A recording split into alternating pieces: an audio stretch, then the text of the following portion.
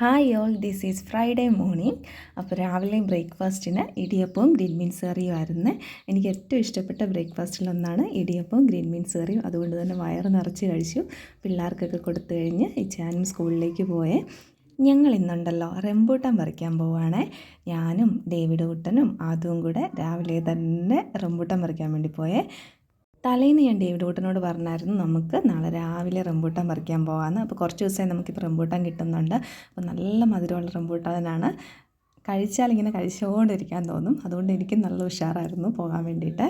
ഞാനും ഡേവിഡ് കുട്ടനും കൂടെ പോകാമെന്നാണ് വിചാരിച്ചത്. അപ്പോഴത്തേക്ക് ആദൂന് ഞങ്ങളുടെ കൂടെ എന്തായാലും വരണം.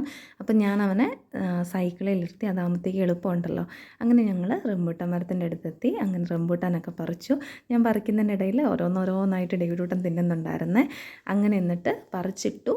ഞാനും ഡേവിഡ് കുട്ടനും കൂടെ എല്ലാം പെറുക്കി സഞ്ചിക്കകത്താക്കി തന്നെ ചുമന്നുകൊണ്ട് പോയി. ഇങ്ങോട്ട് വരുമ്പോഴേ എന്നോട് പറഞ്ഞായിരുന്നു, അമ്മേ റംബൂട്ടാൻ മൊത്തം ഞാൻ എടുത്തോളാം, ഞാൻ ചുമന്നോളാം എന്നൊക്കെ പറഞ്ഞായിരുന്നേ. അതുപോലെ തന്നെ ചെയ്തു. അവൻ എന്നോട് പറഞ്ഞത് അതുപോലെ തന്നെ ചെയ്തപ്പോഴത്തേക്കും എനിക്ക് ഭയങ്കര സന്തോഷം തോന്നി. ഞാൻ വിചാരിച്ച് പകുതി ആകുമ്പോഴത്തേക്കും അമ്മയെ പിടിക്കുക എന്നൊക്കെ പറയുമായിരിക്കും എന്ന് ഓർത്തു. പക്ഷേ അങ്ങനെയൊന്നും പറഞ്ഞില്ല. എനിക്കപ്പോൾ ഭയങ്കര സന്തോഷം തോന്നി. കനമൊന്നും ഇല്ലായിരുന്നേ. വീട്ടിൽ ചെന്ന പാടെ എല്ലാം അവിടെ കുടഞ്ഞിട്ടു. തന്നെ പൊളിച്ച് തിന്നാൻ തുടങ്ങിയേ.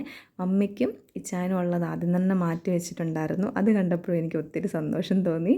പിന്നെ ഇടയ്ക്ക് ആദൂന് വായി വെച്ച് കൊടുക്കുന്നുണ്ട്. അപ്പോൾ ആദൂന് ഇതിനോട് വലിയ താല്പര്യമില്ല. പക്ഷേ ഡേവിഡ് കുട്ടന് ഭയങ്കര ഇഷ്ടമാണ്. ആദു കുറച്ച് തിന്നത്തുള്ളൂ. ഇതിനോടൊന്നും വലിയ താല്പര്യമില്ല.